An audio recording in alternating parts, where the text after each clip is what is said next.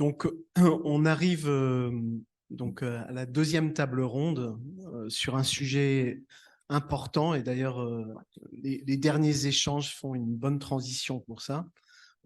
Finalement, on a fait l'état des lieux ce matin avec des scientifiques qui nous ont brossé le tableau. Il y a eu un certain nombre de projets, de solutions présentées, d'approches organisationnelles.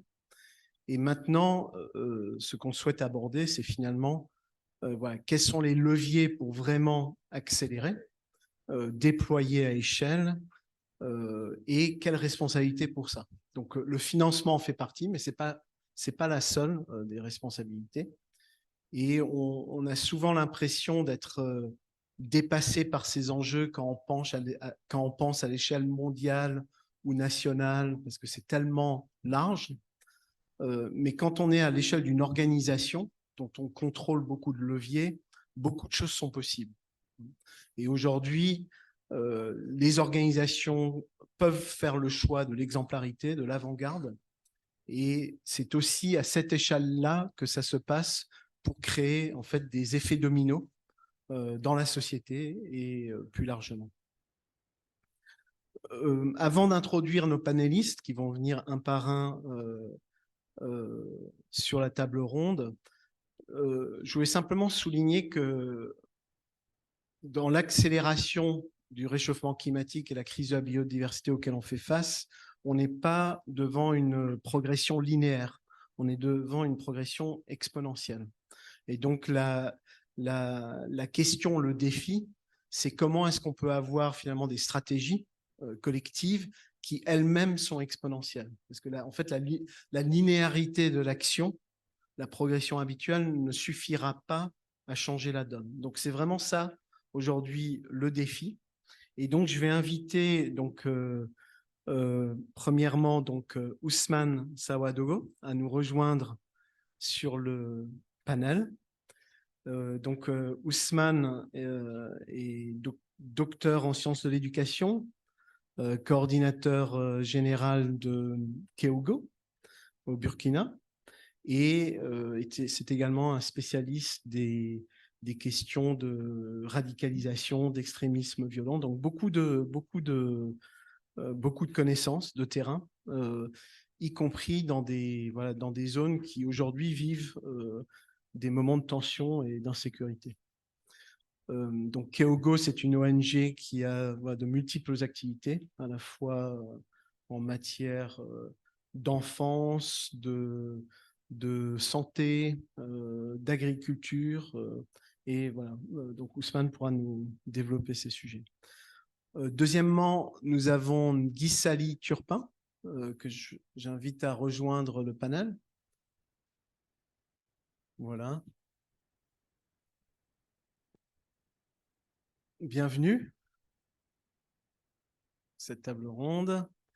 Donc, Nguissali est directrice de Enda Santé, avec un long parcours comme responsable de programme, notamment donc, au Sénégal, et également, je crois, au NUCIDA aussi, dans le passé.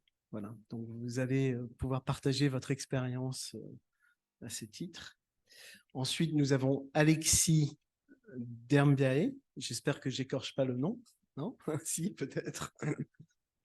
Voilà, qui est le coordinateur général d'Alerte Santé au Tchad, qui est l'ONG avec laquelle Alima et le Climate Action Accelerator développent aussi le projet crèche d'hôpital résilient.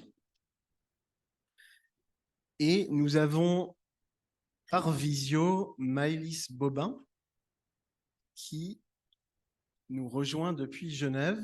Maëlys, est-ce que tu nous entends? Oui, je vous entends. Est-ce que vous pouvez me voir ou... Oui, absolument. Super. Bah oui, je suis là. Donc Maëlys Bobin est donc coordinatrice de l'action climat chez Unitaid dans l'initiative climat et santé. Nous rejoint depuis Genève pour finalement nous parler de comment une agence des Nations Unies comme Unitaid intègre les enjeux de climat et santé à la fois dans ses pratiques et dans sa programmation. C'est un voilà, gros financeur de programmes d'innovation dans le domaine de la santé et notamment de produits pour accessibles aux plus vulnérables.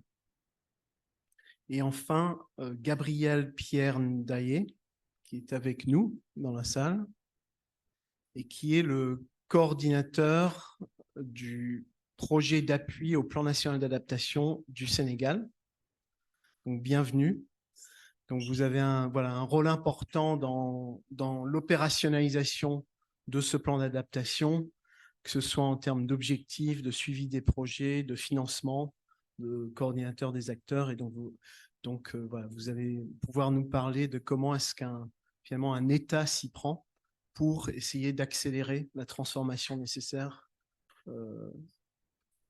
en matière de climat et de biodiversité. Donc, je vais me tourner d'abord, je vais poser aux trois premiers, qui sont des acteurs plutôt de terrain, la même question. Peut-être d'abord à chacun de vous, en commençant par Ousmane Sawadogo.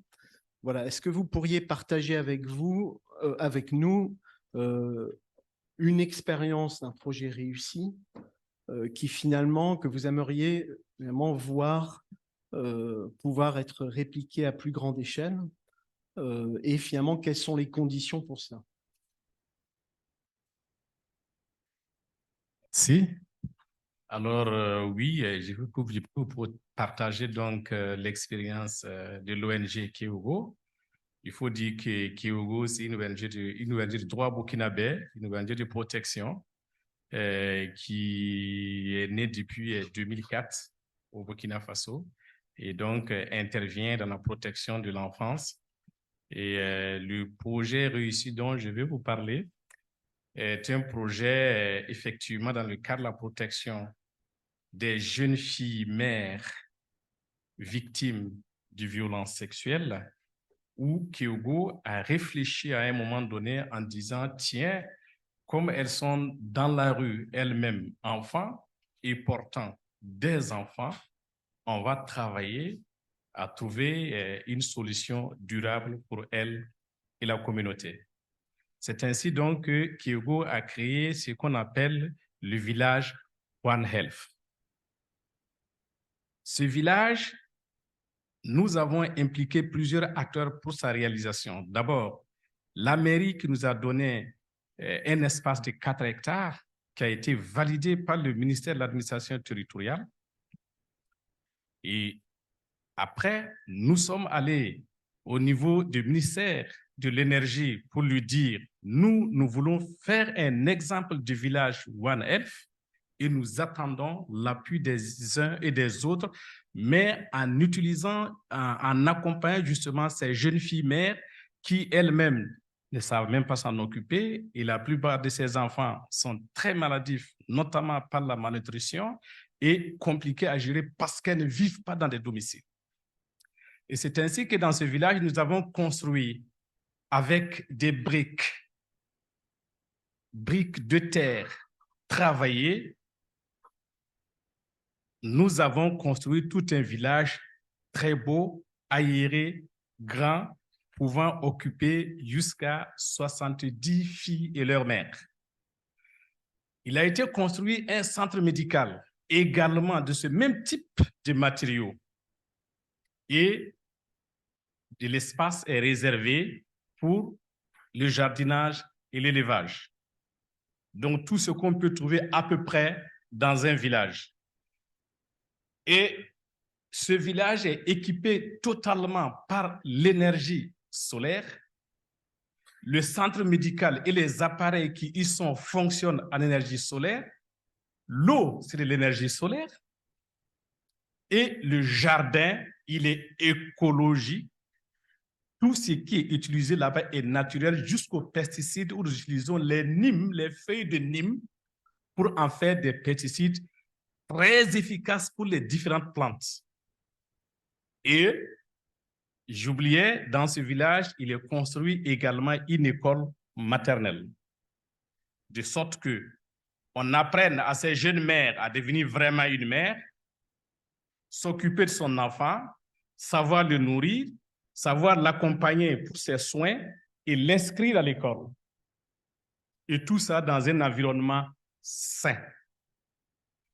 Et ce jardin spécifique nourrit tous les habitants de ce village et les autres élèves qui viennent, parce que l'école maternelle n'est pas seulement pour les pensionnaires, c'est également réservé aux gens de la communauté où ils viennent et se nourrit à 100% par ce village et l'élevage issu de ce village. Et c'est également la fumure organique créée par l'élevage que nous utilisons avec d'autres herbes pour pouvoir créer du fumier et refaire l'élevage.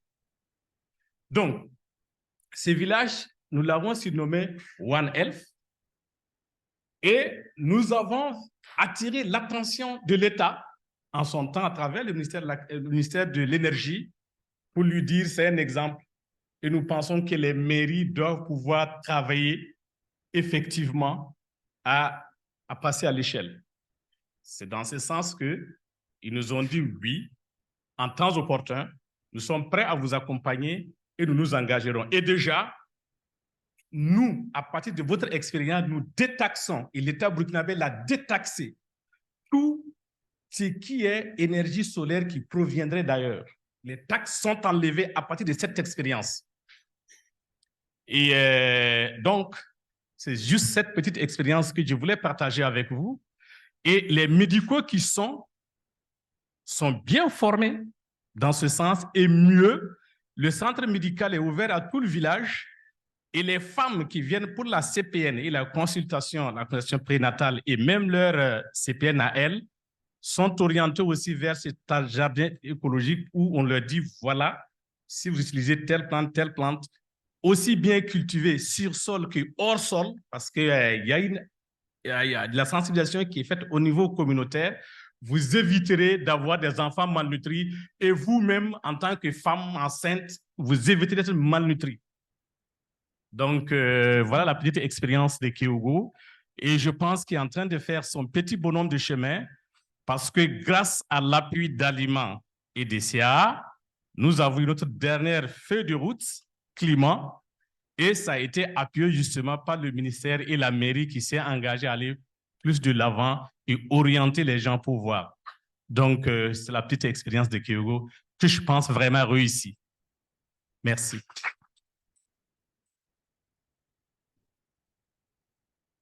Je passe la parole à Guy Sali-Turpin avec la même question.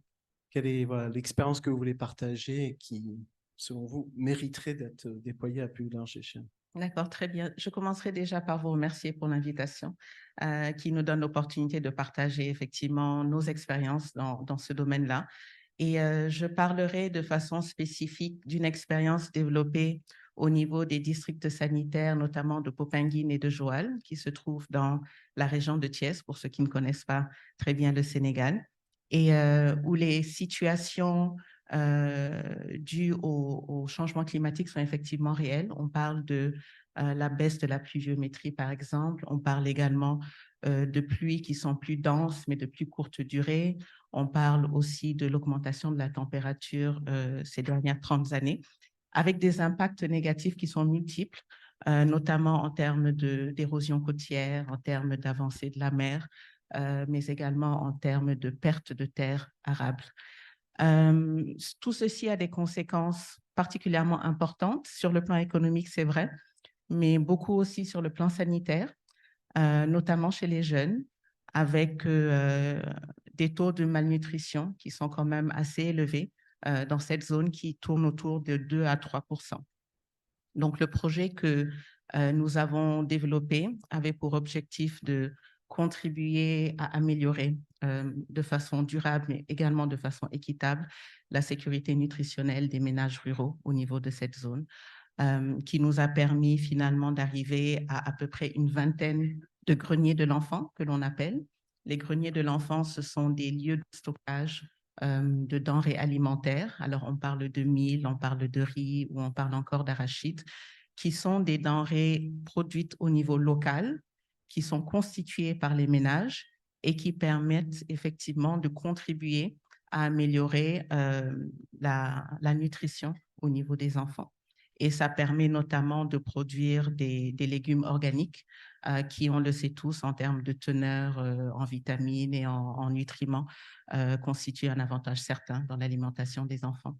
Alors, si je devais répondre à la question concernant les leviers qui ont favorisé la réussite de cette action, ce serait très certainement, et on en a beaucoup parlé tout à l'heure lors des restitutions, c'est l'engagement communautaire.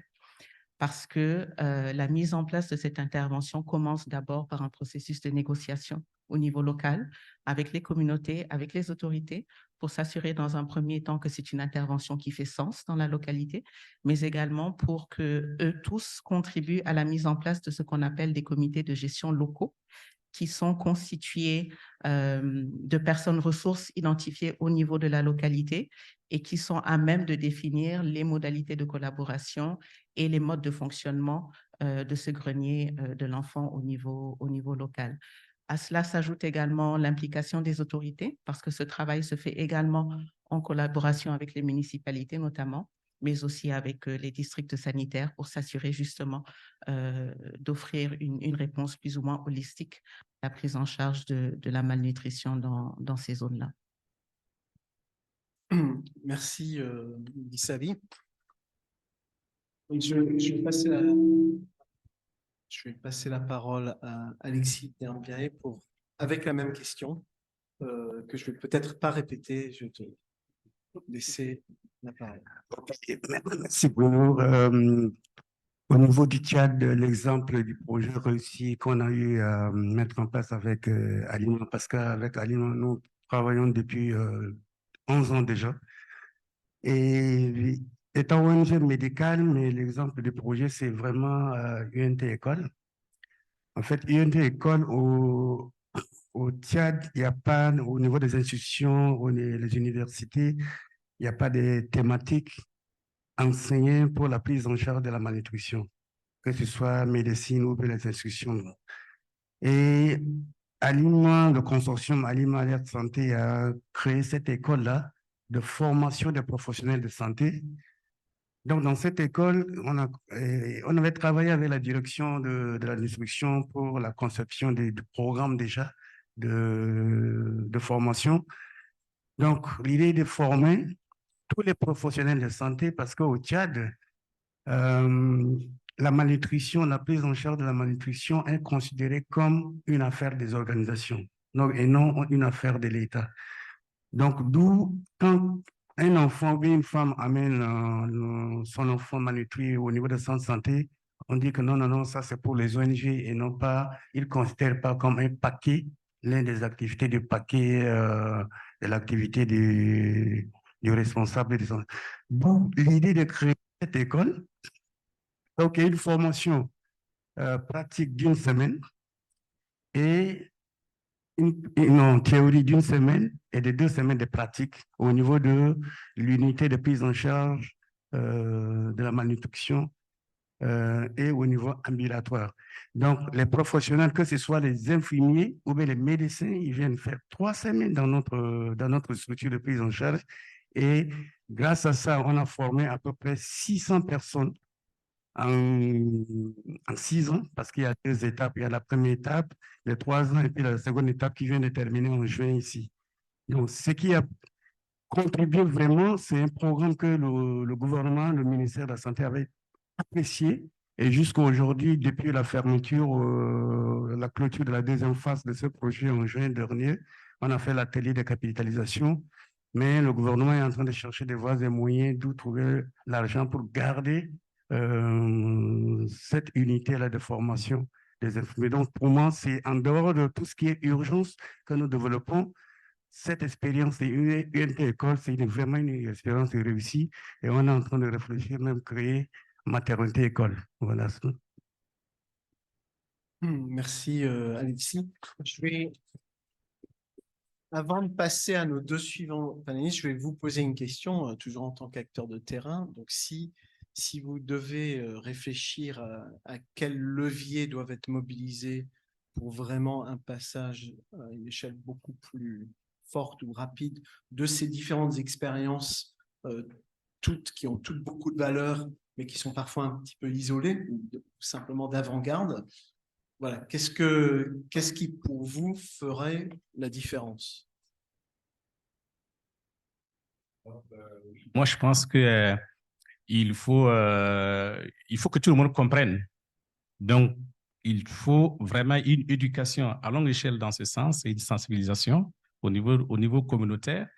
Je pense que la meilleure façon pour nous, c'est vraiment, en tout cas de mon point de vue, comme je suis acteur de terrain, c'est agir au niveau de la base. Et l'information, la sensibilisation doit être à fond et que tout le monde comprenne l'avantage aujourd'hui de la protection de notre environnement. Il faut aussi que nous changeons de paradigme en termes de financement. Il faut qu'effectivement la finance dite verte, qu'elle aille jusqu'à la base. Et là, l'expérience, par exemple, que mène l'ONG Alima et ses partenaires sur le terrain me semble être de très bons modèles qu'il faut diluer pour qu'on aille carrément jusqu'à la base et impliquer l'ensemble de la communauté. Sans l'implication effective et avec sa compréhension, nous risquons de rater, et en tout cas pas pour tout de suite, que nous allons avancer positivement. Donc, d'autres leviers aussi que je pense, il faut qu'effectivement dans nos constructions, aujourd'hui, nous y pensons sérieusement. Quand je vois dans nos villes aujourd'hui, on sent que ce n'est pas des villes d'avenir pour nous, en tout cas pour l'Afrique de l'Ouest notamment, où déjà nous vivons une chaleur extrêmement dure. Si nous ne changeons pas de paradigme de vie et de logement, ça serait la catastrophe dans les années à venir. Et donc, ça doit être une culture, ça doit être une éducation qui doit être aussi mise en compte. Déjà, les gens l'ont expliqué ici ce matin. Plein de maladies tropicales sont en train de faire de la aidez-moi avec l'expression, résurgence, merci. Vous comprendrez donc que ce n'est pas dans cette situation que nous allons nous en sortir. Aujourd'hui, je prends l'exemple du Burkina où la dengue est en train de monter d'une façon extraordinaire qu'on n'a jamais vue, avec une mortalité très élevée. Et nous savons que c'est ce changement climatique qui est l'un des grands facteurs qui est en train de nous arriver aujourd'hui. On doit pouvoir l'expliquer à la population générale et on doit impliquer le politique comme nous l'avons fait au départ. Si elle ne s'investit pas et qu'elle ne prend pas ses responsabilités, ça sera très grave. Et donc, tout le monde doit être impliqué depuis là-haut en allant par le bas. Et comme vous l'avez constaté aussi, nous avons eu cette expérience de la malnutrition où, avec l'expérience dont je vous ai parlé, c'est là qu'on apprend, c'est là qu'on éduque. C'est pratique, c'est pragmatique. Et tout de suite, on va à l'éducation par rapport à l'alimentation du jeune enfant et la maman comprend, elle apprend et elle l'effectue elle-même. On va jusqu'à l'apprendre à faire la culture hors sol, même si elle n'a pas d'espace, juste pour son bébé et elle s'en sort après les multiples pesées qu'elle vient vérifier. C'est ça. Et nous devons pouvoir travailler d'une façon holistique. Je suis d'accord qu'il faut spécialiser pour pouvoir accompagner les gens, mais des situations où nous devons absolument aller avec une vision beaucoup plus holistique pour pouvoir tenir. Je vous remercie. Je vais juste poser une petite question de suivi. C'est donc vous travaillez notamment dans des zones relativement insécures, qui sont perturbées par la situation politique au Burkina. Est-ce que vous avez l'impression que finalement l'action climatique crée un conflit de priorité avec le bien-être ou la santé des populations ou d'autres objectifs, ou finalement est-ce que les deux se renforcent mutuellement? Parce que parfois on oppose ces conflits de priorité. Est-ce que vous pouvez dire finalement quels sont les bénéfices d'une action climatique, protection de la nature, dans le sens finalement de l'intérêt des populations? Oui, je pense que je peux vous le dire tout de suite. En tant qu'acteur de santé, en tant que celui qui agit avec aussi, je précise que Kyogo est un acteur d'Alima depuis 2012, un partenaire d'Alima depuis 2012. Et nous sommes effectivement sur le terrain très difficile. Les zones sous blocus, inaccessibles, pour plusieurs raisons, notamment par rapport à l'insécurité, où vous ne pouvez qu'aller que par vol, des zones où il n'y a même pas d'aéroport. Alors, cette action climat permet aujourd'hui d'éviter que des gens se meurent parce qu'ils n'ont pas accès aux services de santé, tout simplement parce que certains services qui ne peuvent pas être développés, notamment les césariennes, les petites chirurgies, en pédiatrie ou dans n'importe quel autre service, ou si vous êtes en détresse. C'est grâce justement à ce travail que nous arrivons à amener l'oxygène dans ce milieu pour permettre aux praticiens de pouvoir tenir. Parce que tout le système a été foutu en l'air, ça ne marche plus. Et c'est grâce à ça que nous avons de l'oxygène et qu'on peut maintenir le staff technique sur place pour pouvoir mener certaines interventions, notamment les césariennes, tout ce qui est chirurgie d'urgence et même les blessés de guerre que nous recevons en grande masse. Et au niveau crénie et pédiatrie, où c'est de la catastrophe quelquefois, où le taux de mortalité était très élevé, mais quand on a réfléchi et qu'on est venu dans ce sens, franchement, nous avons le meilleur taux et ce n'est pas ECHO ni le ministère de la Santé qui pourront dire le contraire après la dernière évaluation où ils nous ont dit, attention, précisément dans une zone que ceux qui ont le Burkina le savent, Titao, où au niveau de l'hôpital du district, nous sommes les seuls qui y sommes et ils nous ont dit, votre niveau est très élevé. Si l'État reprenait, il peut avoir de la frustration. Donc, c'est un exemple que je donne et il est vérifiable. Donc, c'est le fait que finalement, vous combinez énergie renouvelable avec le concentrateur en oxygène. Exactement. Qui fait que vous deveniez finalement moins dépendant des énergies fossiles. Tout à fait. Et de l'approvisionnement. C'est exactement cela. Merci. Okay, très bien. Je vais vous passer la parole, Guissé Ali Turpin, avec la même question. Quand vous prenez un petit peu de hauteur par rapport à vos expériences de terrain, qu'est-ce qui vous apparaît être finalement les leviers clés d'une accélération à plus grande échelle? OK, merci. Pour le premier point, bon, je ne serai pas très originale, mais ça me semble quand même être un point majeur, c'est la question du financement. Mais là où je voudrais véritablement mettre l'accent, c'est sur la nécessité pour les financements d'être plus flexibles. Flexibles dans notre capacité de les activer, mais flexibles également dans les conditionnalités que les organisations de la société civile, que les organisations à base communautaire ou autres doivent présenter pour être en mesure d'avoir accès à ces financements. Le deuxième point qui me semble important, c'est que on parle souvent du protagonisme social. Et je pense que ces dernières années, malheureusement, on l'a un peu perdu. Et ce que j'entends par là, c'est notre capacité à reconnaître que les populations, les communautés, en tant qu'acteurs et décideurs de leur propre sort, sont tout à fait en mesure de proposer des idées, ont des initiatives que nous devons nécessairement mettre en valeur. Et ce principe me semble particulièrement important. J'ai le sentiment qu'on ne met pas suffisamment en avant. Et à mon avis, ça devrait être un élément clé de notre réflexion. Et le dernier point que je mentionnerai sur cette question, c'est la question du partenariat. Et quand je parle de partenariat, c'est surtout notre capacité à déplacer le curseur pour le ramener au niveau de la communauté.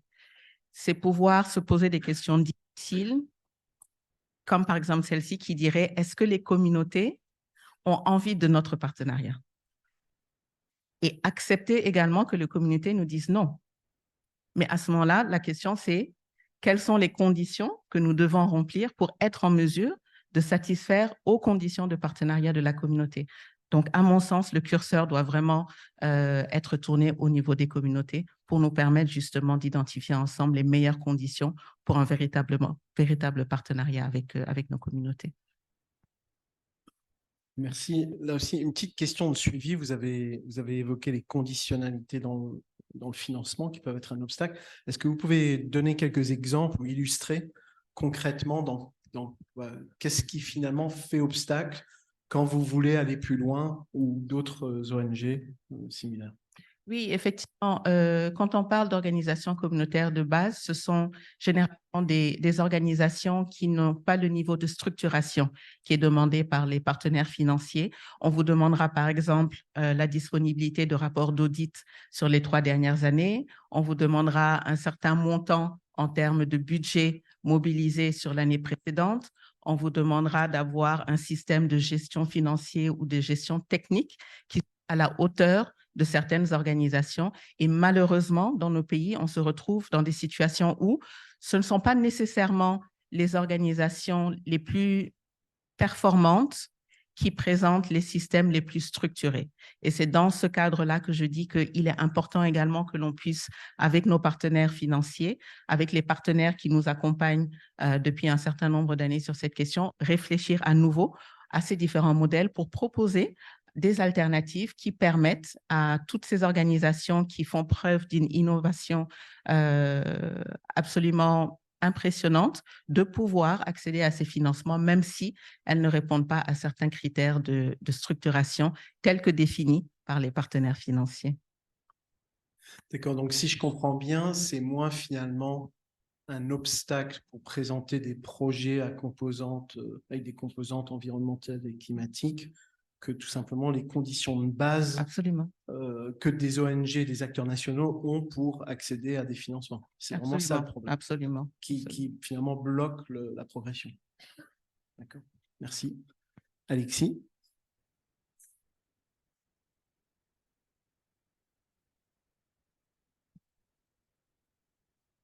Oui, merci. Moi, je souscris totalement à ce que Madame vient de mentionner. Dans un pays comme le mien où la priorité des autorités, c'est la sécurité, ce n'est pas le changement climatique, hein, c'est la sécurité. Donc, dans ce sens-là, les organisations sont en train de faire un travail énorme, mais la base, il faut absolument que le changement vienne de la communauté. Dans ce sens, il faut un travail très fort avec la communauté pour le changement. Parce que le changement climatique, pour que la population adhère, il faut que la communauté change de comportement. Parce qu'aujourd'hui, ils ne comprennent même pas ce que signifie changement climatique. Ils subissent, quand il y a catastrophe naturelle, inondation et autres, ils prient Dieu.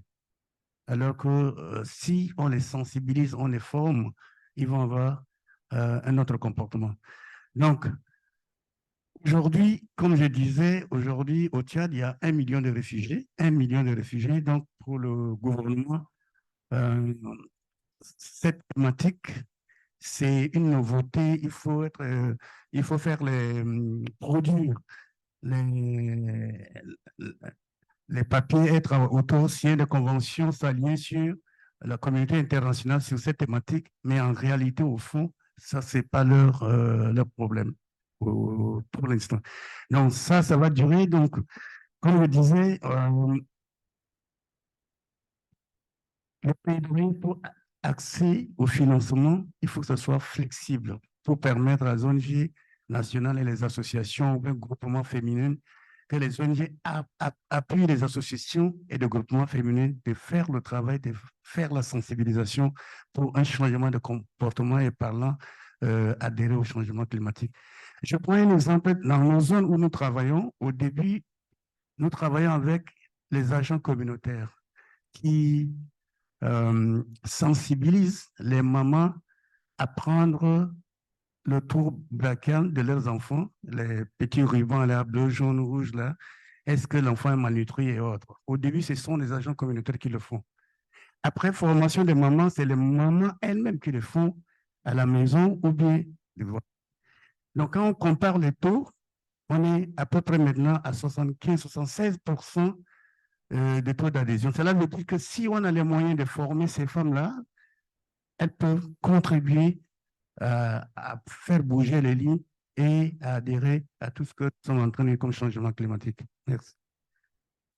Donc, un petit peu comme vous le disiez avec l'exemple que vous aviez développé avant, la question de la formation, du transfert de compétences est vraiment critique également. Donc, le fait finalement de monter à l'échelle, mais avec un accès au financement qui permet de soutenir, si je comprends bien. Tout à fait. Ouais, c'est ça. Ouais. Tout à fait, parce qu'aujourd'hui, dans nos programmes, par exemple, on travaille avec les matrones, ce qu'on appelle les accoucheuses traditionnelles. Au Tchad, on dit qu'une femme qui accouche à l'hôpital n'est pas une femme brave. Il faut accoucher à la maison. Donc, si tu accouches à l'hôpital, tu n'es pas brave. Alors, les femmes, quand vous voyez dans nos bases de données, le CPN1, tu vas avoir un nombre élevé de la fréquentation, mais arrivé à CPN4, ce n'est pas très élevé. Alors, on a travaillé avec les matrons on les a formés à détecter les grossesses à risque. Donc, elles suivent les femmes à la maison, mais quand elle approche l'accouchement, elles les accompagnent aux structures de santé et après, on leur donne en nature les pains, les savons et autres. Ça fonctionne. Elles adhèrent, pas totalement, mais ça fonctionne. Mais pour faire ça, il faut les moyens pour faire ça. Donc, c'est ce genre d'exemple que je donne par rapport à la thématique. D'accord, donc vous avez déjà ce centre de formation et puis maintenant, il n'y a plus qu'à l'opérationnaliser sur le climat et la santé, alors. C'est ça? Bien, je vais me tourner maintenant vers Maëlys Bobin, qui nous rejoint depuis Genève et donc qui représente l'Unitaid.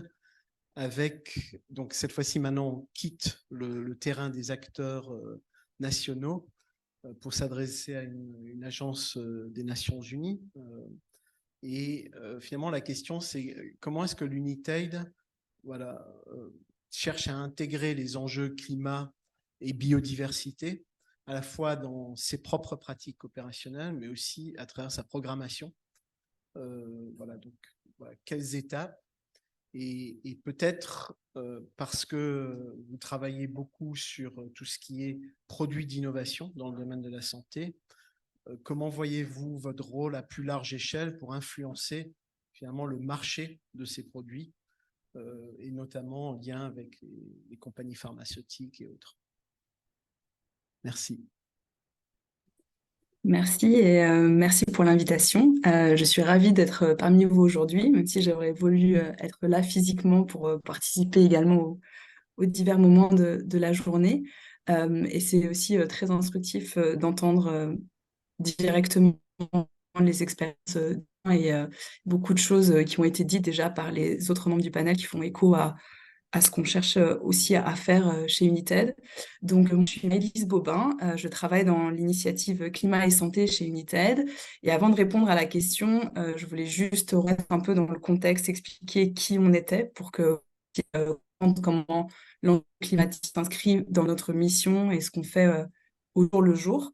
Donc, comme l'a dit Bruno, un peu en raccourci, on est une agence des Nations Unies. En fait, voilà, on est une organisation internationale qui est basée à Genève dans la santé publique et qui est sous l'égide de l'OMS, donc qui est l'Organisation mondiale de la santé, donc qui est hébergée par l'Organisation mondiale de la santé.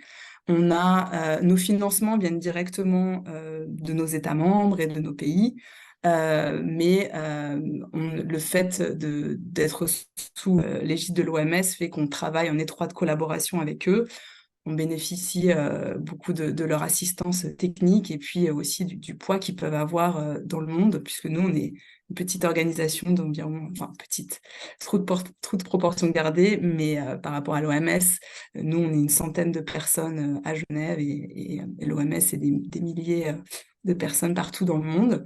Et plus spécifiquement, ce qu'on fait à Unitaid et ce que Bruno a dit, c'est qu'on s'attache à l'innovation et à s'assurer à l'introduction de produits de santé innovants et s'assurer effectivement qu'on puisse accélérer l'accès à ces produits et qu'on puisse et que les populations les plus vulnérables et qui en ont le plus besoin aient accès à ça. Donc en général, il y a donc vraiment, nos interventions vraiment sont liées au façonnement du marché pour s'assurer que les barrières qui peuvent être de l'ordre du coût des produits, de la qualité, du manque de régulation, d'un problème de manque de production, pas assez de production par rapport à la demande. Donc ça, c'est vraiment nos interventions vraiment visent à, encore une fois, réduire de marché et faciliter l'accès à ces produits de santé essentiels et clés. Et notre champ d'intervention se fait historiquement sur le VIH, le paludisme, la tuberculose. Et puis, plus récemment, on a également étendu notre champ d'intervention et nos projets à la santé maternelle et de l'enfant, et puis à la préparation pour les pandémies, notamment suite à la Covid. On a eu beaucoup d'interventions liées à la Covid, et notamment l'accès à l'oxygène aussi. Donc, par rapport à ça, et par rapport à tout ce qui a été dit justement par les membres du panel précédemment, ce qu'on fait et nos missions pour s'assurer que nos interventions et nos projets soient finalement pertinents et pérennes dans le temps, il faut maintenant qu'on regarde absolument l'aspect climat, parce que de façon directe ou indirecte, les changements climatiques ont un énorme impact sur ce qu'on fait, et c'est exactement ce qui a été dit, même si par exemple nous on n'intervient pas directement, on a plein de projets qui s'attachent à la malnutrition. La tuberculose, on sait, se répand beaucoup plus facilement chez les personnes malnutries. Donc pour la santé de la femme, pour les hémorragies post-partum, on sait que des extrêmes chaleurs pour une femme enceinte, c'est pas bon et ça les met à risque. Donc vraiment, il y a un impact considérable sur tout ce qu'on fait aujourd'hui du climat, et c'est impératif pour nous de regarder cet enjeu climatique dans ce qu'on fait. Et donc, ça a vraiment commencé par l'intégration de ce climat et de ces priorités climatiques dans notre stratégie. Donc, on a une nouvelle stratégie qui a été adoptée par notre conseil d'administration l'année dernière, qui couvre la période de 2023 à 2027. Et je crois que ça fait vraiment écho à ce qui a été dit précédemment, c'est-à-dire que c'est important que ça vienne d'en haut. Donc, que tout le monde soit aligné et que ce soit vraiment vu comme une priorité. Donc, pour nous, c'est clair que maintenant, au sein de l'organisation, c'est inscrit dans notre stratégie. Et maintenant, on va même un cran plus loin. On est en train de développer une stratégie dédiée à la santé et au climat, pour vraiment pouvoir expliciter ce qu'on peut faire dans nos projets, dans ce qu'on fait aujourd'hui, dans notre mission, comment on peut intervenir sur cet enjeu, et comment on peut effectivement éviter d'un côté de contribuer profondément au problème, puisqu'on sait que le secteur de la santé émet des émissions carbone. C'est loin d'être le plus gros émetteur d'émissions carbone dans le monde, mais on y contribue. Donc, effectivement, un devoir d'exemplarité et un rôle à jouer. Donc, il faudrait au maximum limiter ces émissions, et aussi voir comment on peut être résilient et créer cette résistance et s'adapter, et avoir cet aspect par rapport au projet qu'on fait, pour voir effectivement comment on peut appréhender ça. Donc, du coup, on a vraiment développé notre stratégie. Donc, c'est ce qui vraiment nous occupe. On va normalement voir notre conseil d'administration dans un mois, pour qu'ils puissent nous valider notre stratégie. Et on espère, si c'est le cas, de pouvoir l'annoncer à la COP28. Et donc, pour tout ce qui est, on a une stratégie qui, en fait, c'est un triangle. On a 3 piliers.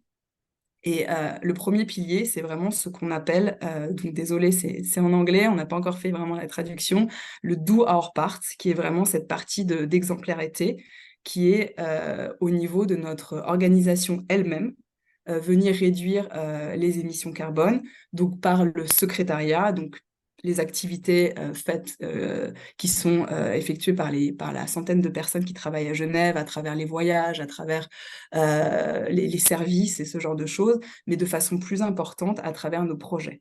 Donc, je ne l'ai pas mentionné, mais en fait, on est ce qu'on peut dire dans le jargon un bailleur de fonds. On reçoit l'argent de nos États membres, donc des pays directement, et ensuite, on fait des appels à projets sur ces produits innovants, sur ces innovations, et ensuite, on les alloue à nos partenaires, tels qu'Alima. Donc, Alima a été un de nos partenaires justement sur la gestion de la fièvre chez l'enfant, et sur l'oxygène, et sur l'oxymètre de pouls. Donc, Alima est un de nos partenaires. On leur alloue, du coup, on choisit nos partenaires, les projets, et on leur donne l'argent, et c'est nos partenaires qui mettent en place ces activités. Et du coup, on est en train de travailler sur comment développer un cadre, et comment encourager, aider et soutenir nos partenaires dans la mise en place de leurs projets, à aussi intégrer cette problématique climat, et de voir comment ils pourraient, tout en gardant effectivement, sans nuire à l'objectif du projet et à la mise en place des activités, mais comment on pourrait notamment quand même penser à réduire les émissions. Et ça peut commencer par ce qui a été dit par les autres membres du panel, qui est très important, la prise d'information, la prise de conscience, la sensibilisation. Donc, il y a plusieurs champs d'action qui sont possibles. Et ça, on est en train de le développer, notamment avec le Climate Action Accelerator. Donc, on a un partenariat pour vraiment travailler sur ces problématiques, pour bénéficier de leur expertise et leur réseau, d'où le fait d'être là aujourd'hui, parce que finalement, ça a également été dit, le partenariat, c'est clé. Tout seul, on n'arrivera pas à créer cette masse critique ou cet effet de levier, de boule de neige pour vraiment avoir un impact et pour pouvoir faire en sorte que les bonnes pratiques soient répercutées. Donc, c'est vraiment important qu'on fasse ça de façon inclusive. Donc, par exemple, sur la stratégie, le développement de notre stratégie, on a consulté tous nos partenaires pour avoir leur retour. Et de façon très intéressante, le rôle des communautés est vraiment ressorti dans les retours qu'on a pu avoir de nos partenaires, à quel point c'était effectivement important de comprendre quels étaient les besoins et comment on pouvait développer des solutions adaptées dans l'introduction justement de mesures pour aider encore une fois à la transition écologique et essayer de réduire un maximum nos émissions carbone pour ne pas contribuer plus au problème et aussi développer cette résilience dont on a besoin. Donc, donc ça, c'était vraiment le work part. La deuxième partie du triangle, c'est ce côté d'adaptation. Donc voilà, le changement climatique a un impact profond sur les maladies qu'on essaye de contrer. Donc, comment on peut intégrer dans nos projets des interventions, enfin, faire en sorte que les interventions qu'on fait tiennent compte de changement climatique. Et ça peut être, par exemple, je pensais à la santé maternelle, on a des projets sur l'hémorragie postpartum, c'est de développer aujourd'hui l'ocytocine, qui est le traitement de première ligne, est très sensible au changement de température et on sait qu'il est beaucoup moins efficace si la chaîne du froid n'est pas respectée. Donc, travailler sur potentiellement introduire des produits qui sont résistants à la chaleur pour remplacer par exemple l'ocytocine, peut-être une solution. Donc vraiment tenir compte dans tous nos projets de l'aspect climat et encore une fois voir comment on peut intégrer des activités qui sont directement liées à ça. Et puis vraiment la troisième partie de ce triangle, c'est le côté mitigation, donc qui est encore une fois comment à travers les produits de santé, donc ça c'est un peu la deuxième question de Bruno, comment on peut travailler sur les produits de santé eux-mêmes pour limiter encore une fois les émissions carbone qui sont liées à ces produits et pour les rendre moins nocifs pour l'environnement. Donc pour ça, on est en train de faire une étude assez poussée sur 10 produits clés essentiels de santé pour regarder vraiment leur cycle de vie et pour essayer de comprendre à quel stade, où se situe la majorité des émissions carbone. Pour après, une fois qu'on a cette compréhension, donc on a ce diagnostic, pour après voir quel type d'action faire pour essayer de réduire l'empreinte carbone de ces produits qui sont essentiels. On parle de moustiquaires, par exemple, ou de tests de dépistage, d'autotests pour le VIH. Donc, des produits qui devront continuer à exister, mais peut-être que la prochaine génération devrait se faire sous une forme qui est plus respectueuse de l'environnement pour, encore une fois, éviter de contribuer au problème. Et de façon très importante, ce qu'on regarde aussi, c'est la vulnérabilité de ces produits. Donc, on regarde vraiment à travers cette analyse comment le changement climatique peut impacter justement la disponibilité de ces produits. Donc, par exemple, si des produits ne sont fabriqués que dans 1 ou 2 pays qui sont malheureusement, qui vont être impactés ou qui sont déjà impactés par les catastrophes naturelles et qui vont l'être encore plus dans le futur, c'est quelque chose que du coup, ça veut dire que ça peut créer une rupture d'approvisionnement. Donc, il faut pouvoir aussi également garder cette problématique climat en tête et voir comment la nouvelle génération de produits peut également être, de 1, réduire les émissions carbone et de 2, être résilient. Donc, vraiment, cette approche par l'éco-bénéfice et le risque. Et donc, on n'a pas terminé notre analyse. L'idée, c'est également de la terminer pour pouvoir la présenter, on espère aussi, à la COP28.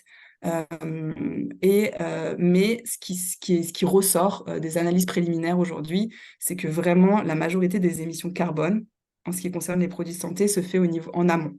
Donc vraiment au niveau du choix des matériaux, au niveau de la façon de les fabriquer.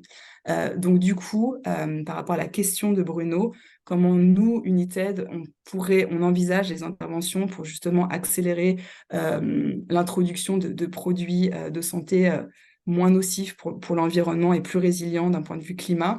Ce serait sans doute de continuer à faire ce qu'on fait dans les interventions déjà, c'est-à-dire discuter en amont avec les industries pharmaceutiques, les fabricants, pour travailler sur le produit lui-même, pour que les caractéristiques, encore une fois, que ce soit peut-être pour le choix de matériaux, donc est-ce qu'on peut trouver quelque chose, un équivalent qui finalement va émettre moins d'émissions, ou encore une fois, est-ce qu'on peut développer quelque chose qui est résistant à des conditions extrêmes, des variations extrêmes de température, à l'humidité, à la chaleur.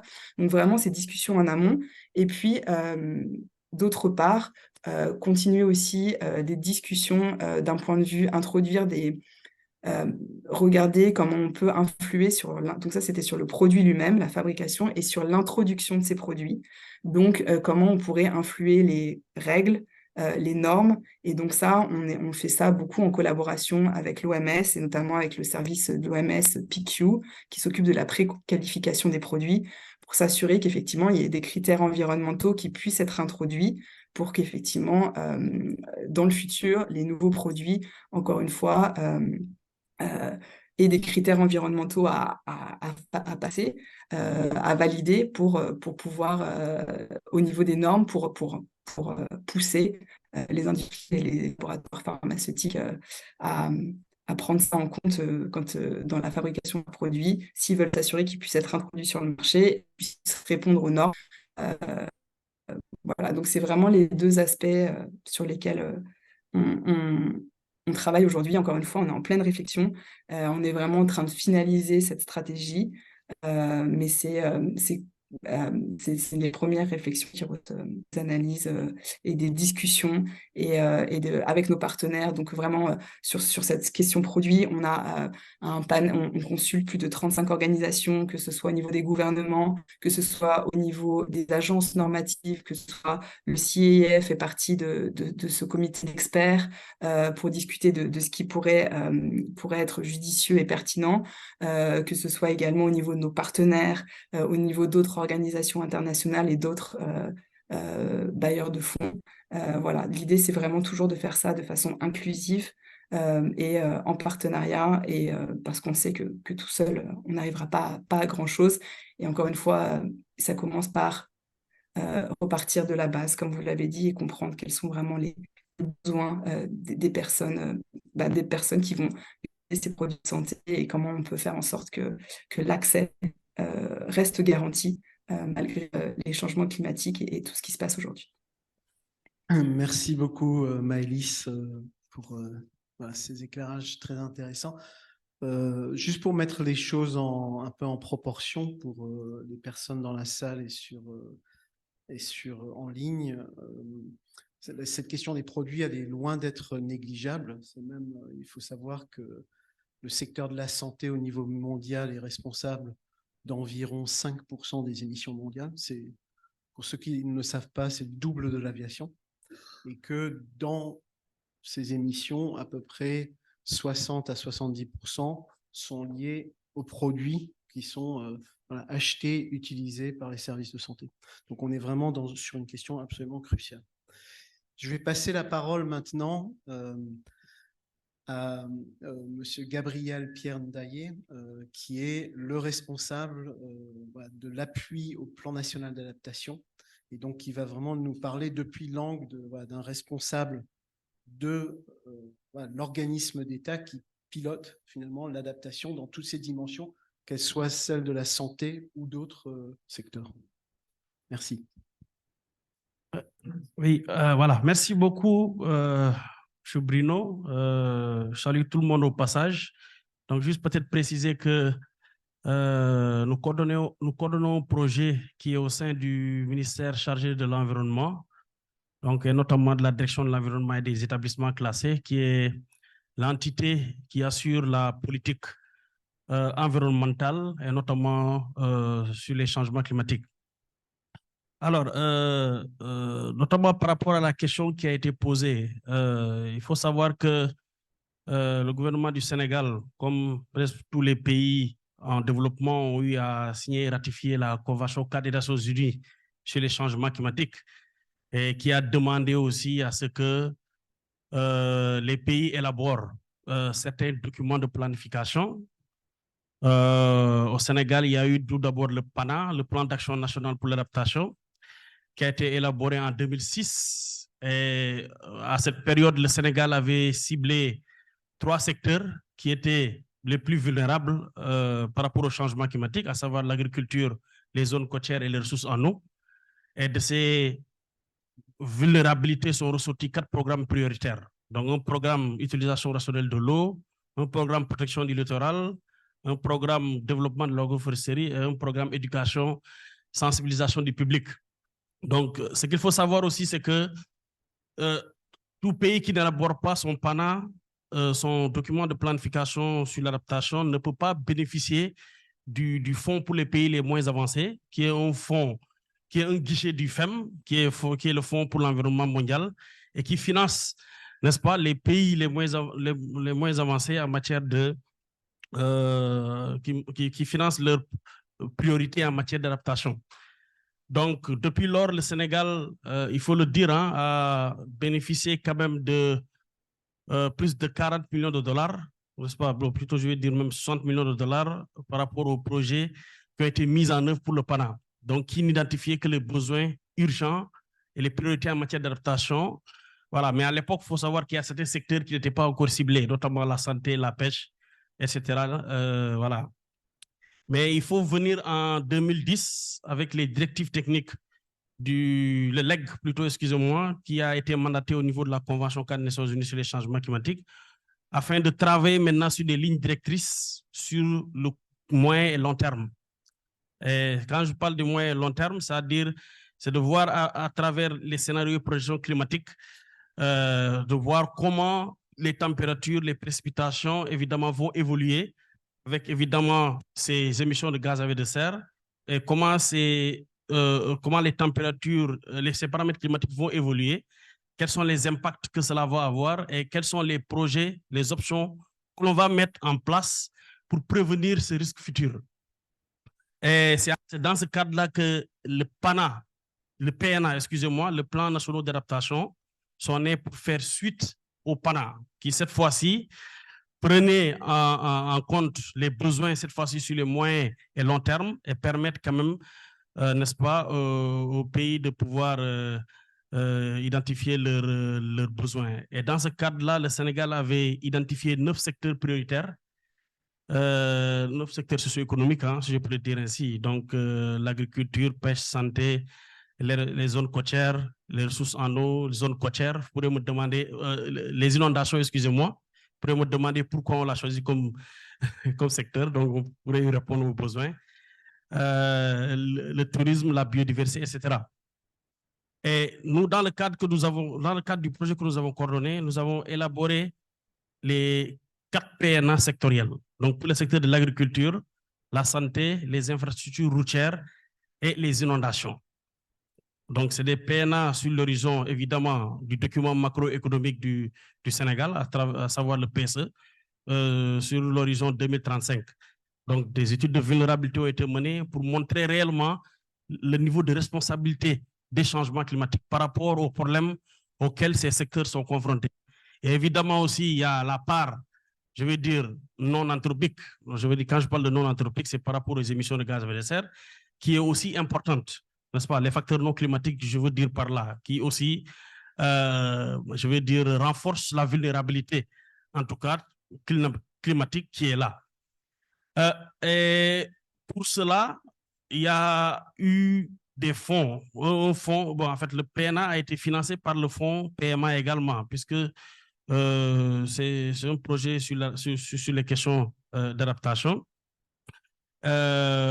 Aujourd'hui, avec le FEM, on a eu, depuis son installation en 91 à aujourd'hui, presque plus de 20 projets qui ont été financés à travers le fonds PMA et le Jeff Trust Fund, donc qui est le fonds qui finance les questions de réduction des émissions de gaz à effet de serre. Donc, je ne vais pas peut-être trop en parler. Peut-être c'est les questions d'adaptation qui peut-être nous intéressent plus par rapport au projet. Donc, on a eu 20 projets qui ont été financés. Et le ministère de l'Environnement, en quelque sorte, assure ce qu'on appelle l'autorité, le point focal FEM, le point focal Fonds pour l'environnement mondial. Donc, c'est lui qui assure l'intermédiaire entre le national et les mécanismes financiers, le FEM qui est à Washington.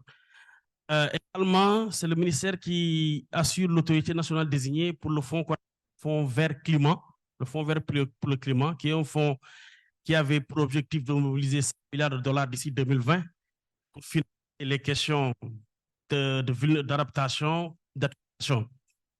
Et aujourd'hui, sur le fonds vert climat, par exemple, on a eu 13 projets. Donc, global, 170 millions que le Sénégal a eu à mobiliser pour le financement de ces 13 projets, dont les 4 sont des projets dont l'intervention seulement au niveau Sénégal, et les 9 projets sont des projets régionaux, intercontinentaux, si je peux le dire. Et, les projets sont en cours de mise en œuvre, dont on a certaines entités accréditées, dont vous avez entendu parler, à savoir le Centre de suivi écologique et la Banque agricole, qui a été accréditée récemment et qui sont aujourd'hui des entités sur lesquelles tout de projet peut se rapprocher, n'est-ce pas, pour n'est-ce pas, le développement du projet, donc du concept note au funding proposal. Je voudrais juste rebondir sur ce que vous venez de dire, donc, parce que vous avez vu que du côté finalement d'acteurs de terrain, il y a le sentiment souvent d'avoir des barrières d'accès au financement, que ce soit les financements internationaux, parfois nationaux. Donc, est-ce que finalement, voilà, or, déjà, est-ce la réalité? Est-ce qu'il y a des barrières d'accès des acteurs de la société civile pour ces financements? Et quelles recommandations vous feriez sur justement sur la mobilisation de moyens à ces acteurs de terrain, notamment dans le domaine de la santé? Merci beaucoup. Oui, en fait, des barrières, hein, je pense qu'il en existe toujours avec les mécanismes financiers, notamment sur le climat que peut-être nous maîtrisons le mieux. Mais c'est vrai que ça soit des projets portés par l'État, la société civile, les collectivités, il y a toujours des barrières, que ce soit les barrières par rapport à la langue, les barrières aussi par rapport surtout à la maîtrise surtout des critères, entre autres, pour l'accès aux ressources qui sont vraiment, bon, pas difficiles, si je peux le dire, mais au moins, si vous mettez les moyens nécessaires, vous pouvez quand même parvenir à accéder à ces projets. C'est des projets, au moins, si vous voyez bien, quand vous les démarrez la conception, il faut attendre peut-être 4 ans pour commencer la mise en œuvre. Bon, c'est assez long parce que les questions de vulnérabilité, la dynamique de la vulnérabilité qui n'attend pas, le problème d'aujourd'hui que vous vouliez régler, si vous devez attendre 4 ans parce que vous concevez ce projet pour l'exécuter, évidemment, il y aura, cette vulnérabilité va devenir plus importante et peut-être ce que vous aviez prévu finalement ne permettra plus de réduire cette vulnérabilité. Bon, aujourd'hui, quand même, il faut dire que, bon, il y a au-delà de, bon, parce que là, aujourd'hui, la société civile, pour bien accéder à ces fonds, par exemple, si je prends le cas du fonds vert climat, elle peut l'accéder, mais peut-être sous la tutelle d'un ministère technique du gouvernement. Parce que comme vous le voyez dans les négociations internationales, c'est le gouvernement qui est parti, qui est reconnu dans les négociations internationales. Voilà, mais aujourd'hui, on a par exemple un projet de restauration des terres salées avec le Centre de suivi écologique, où on a 2 entités, où c'est des ONG qui exécutent les composantes. Donc, notamment, je vous parlais de l'ONG RADI et de l'ONG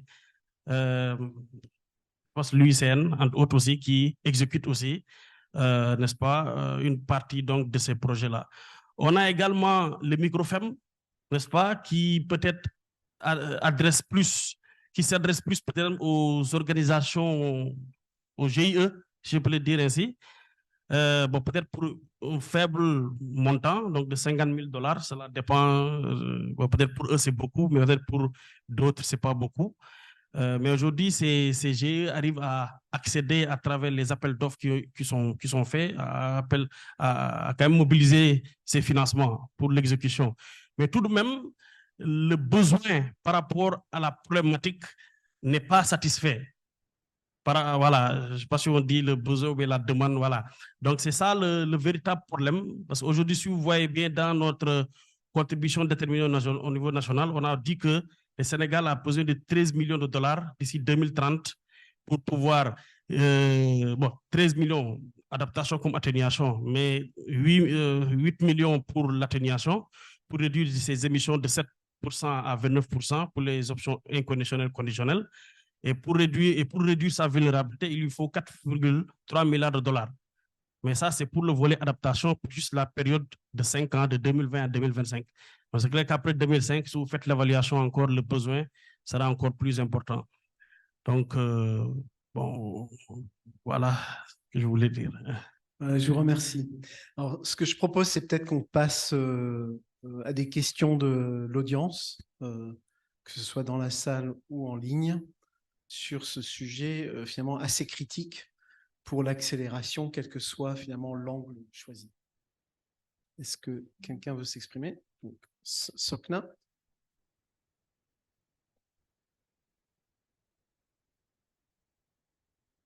Bonsoir, merci beaucoup à tous les panélistes, vraiment pour cette discussion très riche. Moi, ma question ou bien mon intervention, c'est avec Gabriel. Je voulais un peu revenir sur les... vous avez parlé un peu des mécanismes, on sait tous que c'est un peu compliqué, du terme technique, il y a aussi le volet, l'aspect ou bien l'aspect langage qui pose aussi un problème. Mais moi, ce que je voulais savoir, vous avez énuméré un certain nombre de projets. Vous avez dit que vous avez 20 projets financés, 13 avec le Fonds vert climat. Je voulais savoir juste quelle est la part de la santé.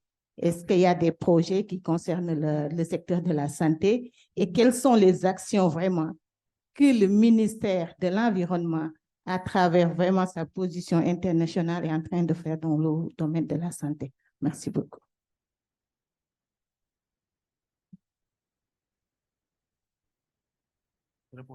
Ok, merci beaucoup, madame. Allez-y. Ok, merci pour la question. Voilà, je pense que j'avais oublié de répondre. Hein. Je pense que oui, en fait, il faut dire que quand même pour la santé, il y a, bon, excusez-moi, hein, il y a encore un véritable problème parce qu'ils n'ont pas encore su. Non, c'est une priorité. Parce que j'avais dit que dans le PANA, ce n'était pas une priorité parce qu'il n'y avait pas encore d'études de vulnérabilité scientifique qui montrent la responsabilité du climat par rapport peut-être voilà, à certaines maladies climato-sensibles, notamment le paludisme, le dengue, fièvre, vallée du Rift, etc.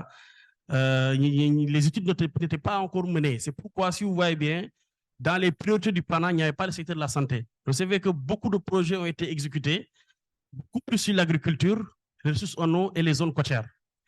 Maintenant, quand nous sommes arrivés avec la contribution déterminée au niveau national, où maintenant le secteur de la santé a été priorisé comme secteur prioritaire, il faut dire que quand même, on n'a pas encore un projet qui a été proposé par le ministère de la Santé. Ça aussi, il faut le dire, parce que l'idée aussi vient d'un acteur de la santé pour qu'il puisse se rapprocher du ministère de l'Environnement pour être financé. Donc, malheureusement, c'est beaucoup d'études qui ont été faites, mais il n'y a pas encore de projet concret qui a été financé pour le compte de la santé-climat. Je précise bien santé-climat, il n'y en a pas encore. Mais je sais qu'à l'état actuel, il y a Save the Children qui est en train de travailler sur un projet et qui est même en train d'avancer et qui compte soumettre au niveau du Fonds vert climat. Donc, je pense que ça va être quand même, si ça passe, ça va être quand même le premier projet vraiment climat-santé, voilà, que nous pourrons avoir. Mais au-delà de ça, il y avait aussi le projet PGIR 2, le projet de gestion intégrée des ressources en eau, qui est un projet de l'OMVS, donc qui regroupe les 4 pays qui ont transfrontaliers avec le fleuve Sénégal. Bon, dans les activités, dedans, il y avait des activités santé-climat, santé-environnement. Mais un projet concrètement santé-climat, il faut dire qu'il n'y en a pas pour le moment. Et nous, ce que nous faisons, c'est-à-dire c'est avec le PNA santé qui a été élaboré, et là aussi, je me permets d'y revenir, il y a eu 2 programmes prioritaires qui ont été identifiés par le secteur de la santé. Donc, je n'ai retenu qu'un seul, Mais le premier programme, c'est le programme de renforcement de la résilience du système de santé face au changement climatique. Et c'est un programme aujourd'hui qui a été maturé par le ministère de l'économie et qui va être proposé dans le LFI du budget de 2024 de l'État, donc pour recherche de financement. Donc ça au moins, encore, c'est une première pour le secteur de la santé pour pouvoir vraiment accéder à ces financements climatiques. Bon, maintenant, le problème, c'est que nous n'avons pas de maîtrise, ça vous me permettrez de le dire, par rapport aux interventions des ONG. C'est un véritable problème de savoir vraiment ce que les ONG font, qu'on puisse les comptabiliser aujourd'hui dans nos communications nationales comme actions qu'ils font dans le cadre de la lutte contre les changements climatiques. Donc, c'est pourquoi nous, on ne peut parler que par rapport au projet gouvernement. Mais peut-être qu'il y a des ONG qui ont des projets climat-santé, mais sur lesquels nous, en tant que ministère de l'Environnement, je reprécise, nous ne sommes pas au courant. Voilà. Très bien. Merci de la réponse. Donc, il s'agit vraiment de deux flux financiers séparés, quoi. C'est ça. Pardon? Il s'agit vraiment de deux flux financiers totalement séparés. Entre d'un côté, les fonds donc, gérés, programmés par l'État, qui, comme vous l'avez dit, sont principalement des institutions publiques, avec sur un nombre limité de projets, et puis de l'autre côté, des ONG qui ont leur propre financement, mais finalement, ça se croise très peu. Très bien. Merci beaucoup. Merci beaucoup. On a une question en ligne de Paloukou Augustin pour le docteur Sawadogo. Il dit « Merci pour l'expérience intéressante du Burkina Faso sur le village One Health. Tout semble rose. Pouvons-nous savoir les défis potentiels si l'on veut répliquer cette expérience ailleurs ?» Oui, les défis, en tout cas au jour d'aujourd'hui, ça ne manque pas du tout. C'est effectivement la participation de l'État dans son effectivité. Oui, parce que quelquefois c'est dit oui, on vous accompagne, c'est bon. Mais dans la réalité, il faut courir pendant longtemps. Donc, moi, je pense que c'est à ce niveau qui est un peu un des défis qu'il faut savoir anticiper et travailler avec. C'est également le coût. En termes de financement, oui, ça a un coût. Et si c'est effectivement des ONG nationales comme les nôtres, c'est très compliqué de faire des levées de fonds pour arriver à travailler comme ça. Nous nous sommes battus pendant longtemps et d'ailleurs, c'est en coopération avec les services sociaux internationaux suisses que nous avons pu lever ces fonds et Ingénieurs sans frontières pour mettre les choses en place. Ça veut dire, ce qui veut dire donc qu'il faut déjà se mettre en tête qu'on doit avoir un partenariat très élargi pour pouvoir tenir des situations comme ça. C'est également une forte implication de la communauté. Si la communauté n'est pas très fortement impliquée à un moment donné, ça va être un peu difficile parce que comme je vous l'ai dit, la matière, elle est 100% locale. Donc, c'est des briques de terre travaillées au niveau des granites qu'on a enlevés et montelés et c'est avec ça qu'on a construit. Mais ça nécessite aussi trouver cette matière-là. C'est pas partout qu'on peut le trouver. Même au Burkina, c'est pas sur dans toutes les provinces qu'on en trouve. Voilà, donc c'est également un défi parce que ça vous devient, en termes d'investissement, au départ, c'est cher. Mais après, c'est safe, quoi. Voilà. Merci. Est-ce qu'il y a d'autres questions? Pas en ligne pour le moment. Une au fond de la salle.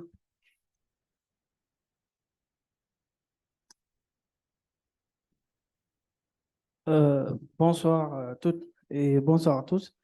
Merci pour l'organisation de cette conférence d'IREJ, Alima et à Clamet Action Accelerator. Je suis Tierno Abdourahman Ba, activiste social. En fait, j'ai deux questions, une pour M. Sawadogo. Je voudrais savoir, à l'entame de votre propos, vous avez parlé des filles qui tombent accidentellement enceintes, c'est-à-dire de façon très précoce. Après, vous prenez soin d'elles, vous leur offrez des programmes de suivi. Mais je voudrais savoir, vous avez un programme que vous mettez en place pour régler ce problème en amont, c'est-à-dire que ces filles, en principe, elles ne devraient pas être dans cet état et à cet âge, elles devraient être à l'école ou faire un métier, en tout cas faire quelque chose qui puisse durablement leur servir au lieu de tomber dans ce piège. Aussitôt, si vous avez des programmes de sensibilisation qui impliquent les parents et tout le monde, histoire de les protéger au mieux avant cela. Et la deuxième question, c'est à M. Gabriel. Quel est votre rapport avec le plan Orsec? Merci. Bon, je propose une réponse très courte parce que ce n'est pas tout à fait en lien avec notre sujet. Donc juste, et puis vous pouvez aussi continuer après sur ces aspects-là, mais ce n'est pas tout à fait relié. Merci, effectivement.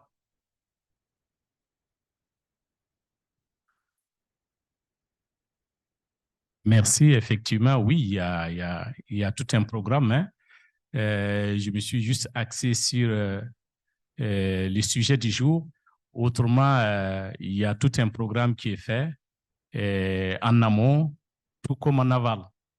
Donc, oui, il y a tout un travail qui est fait pour pouvoir prévenir cela. Et une fois que ça arrive, il y a tout un travail aussi qui est fait.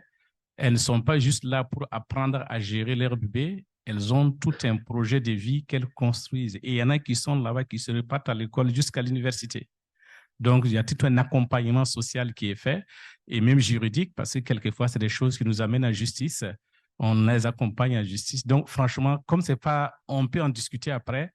Autrement, oui, c'est un grand programme. Voilà, merci.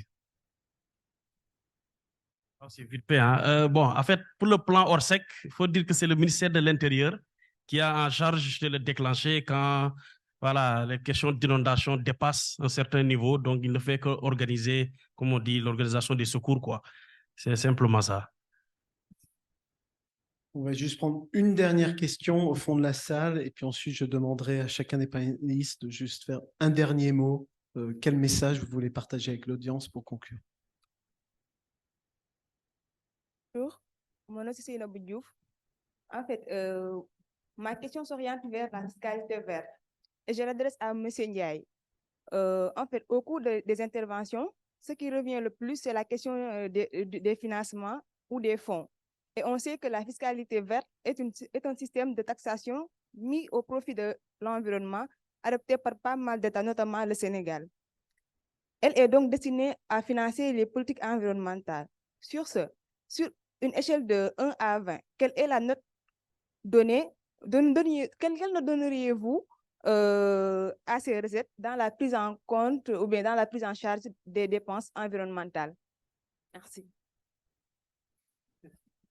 Bon, c'est difficile. Ouais, merci beaucoup. Bon, je pense que me serait difficile de répondre à cette question, hein. Peut-être que c'est quelqu'un du ministère des Finances, entre autres, qui serait plus habilité. Bon, peut-être le niveau où je suis ne me permet pas peut-être de, vous m'excuserez de le dire, ne me permet pas de pouvoir savoir quelles sont les dépenses, entre autres, allouées par rapport à la fiscalité verte.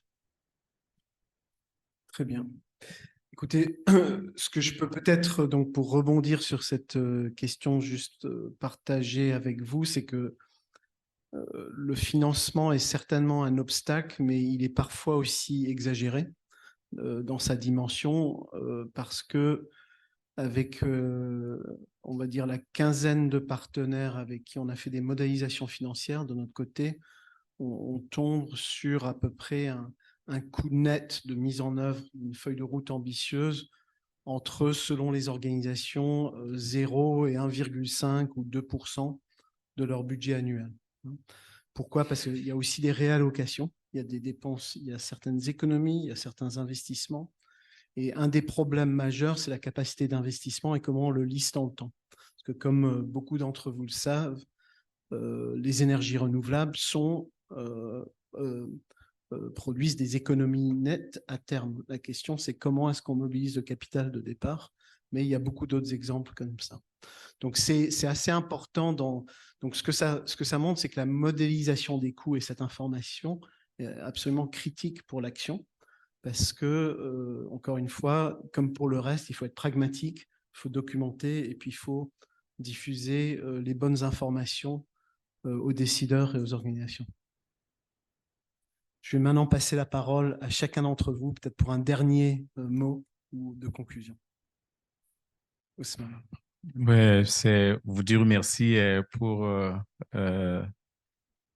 m'avoir invité ici, pour partager mon expérience et dire et répéter que pour le changement climatique, moi et mon organisation, nous nous engageons à fond auprès de la communauté.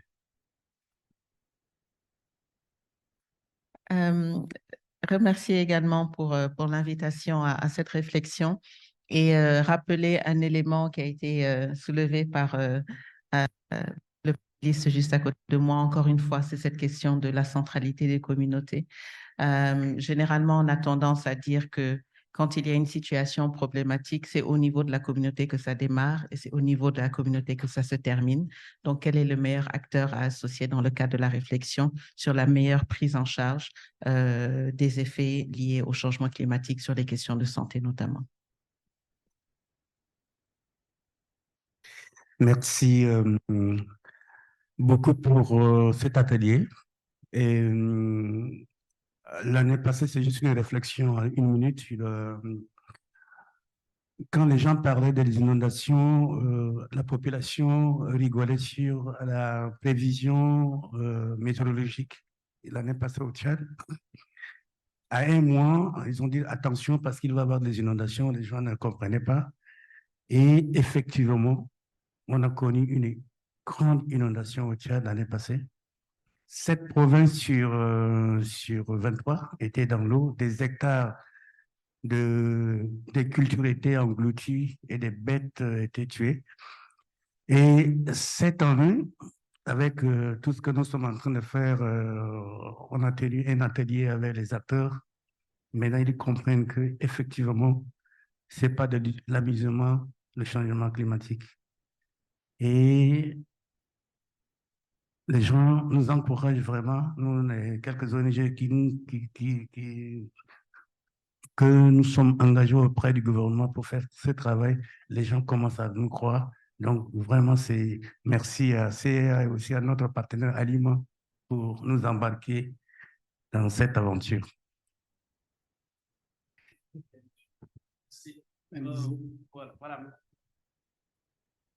Merci beaucoup. Donc, moi aussi, je tenais aussi à remercier ceux qui nous ont invités pour cette excellente rencontre. Bon, moi, je voulais venir depuis le matin pour suivre vraiment tous les panels, mais malheureusement, on a eu quelques petites difficultés. Bon, moi, personnellement, ce que je voudrais dire, je crois que c'est surtout par rapport aux acteurs qui se mobilisent pour, je peux dire, le développement de projets. Moi, je crois que bon, il ne faut pas se décourager. Certes, pour avoir des financements, c'est un parcours de titan. Aujourd'hui, dans toutes les formations qu'on a eu à avoir en tant qu'État avec les collectivités et autres, tout le monde se plaint du problème d'inaccessibilité de ces fonds-là.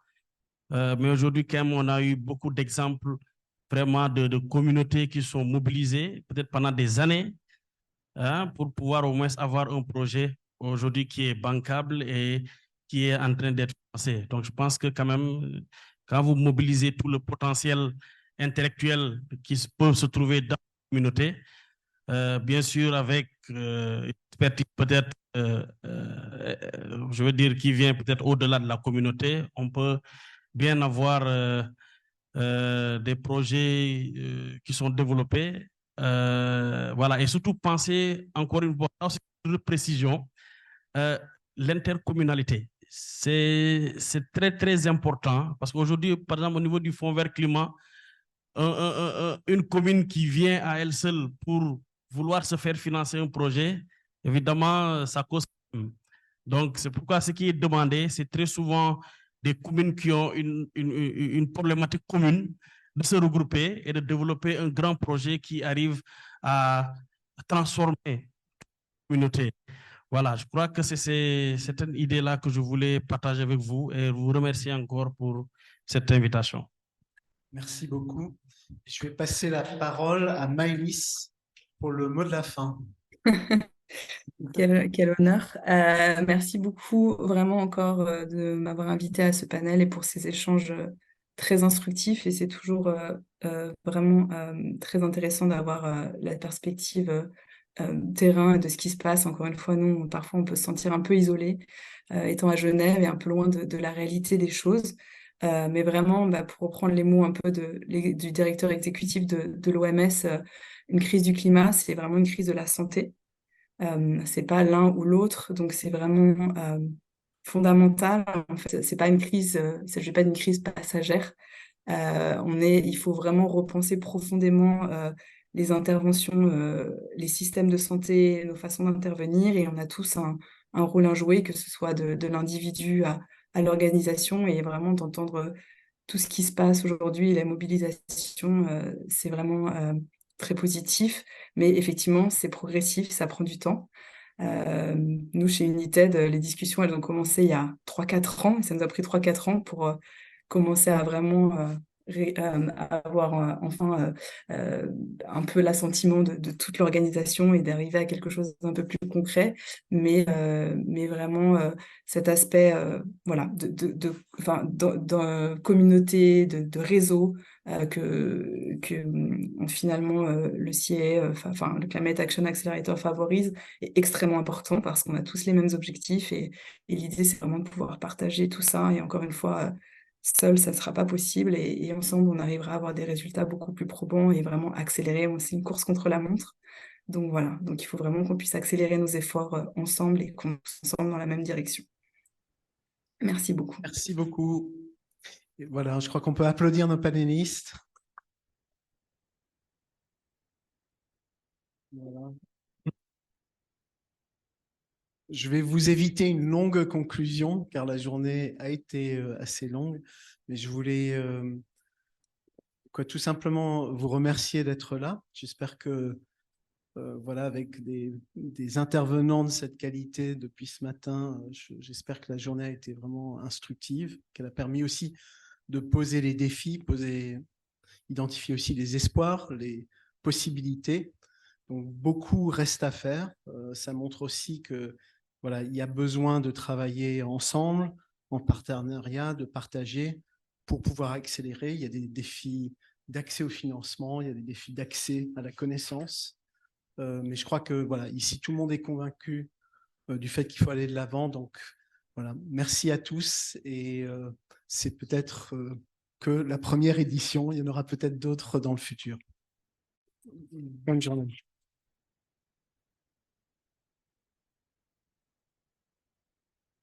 Et je tiens à remercier spécialement Zaninka. Je ne sais pas où elle est.